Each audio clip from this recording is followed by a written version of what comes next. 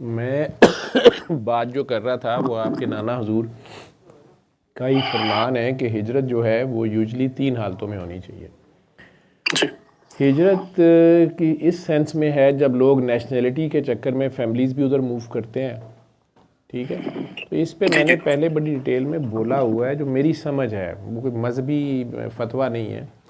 میں نے سنا ہے کہ سرکار نے فرمایا کہ 3 حالتوں میں آپ نے جو ہے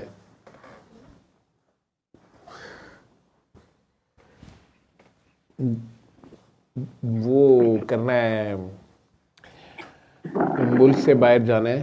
نمبر 1 ہجرت کرنی ہے. نمبر 1 جیسے سرکار کو حکم آ گیا, جان کو بھی خطرہ ہے اور آپ کو موو کرنا پڑ گیا.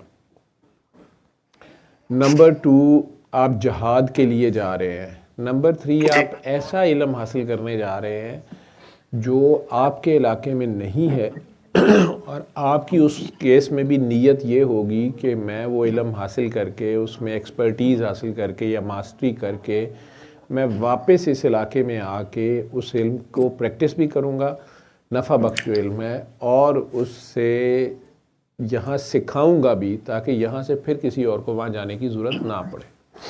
جی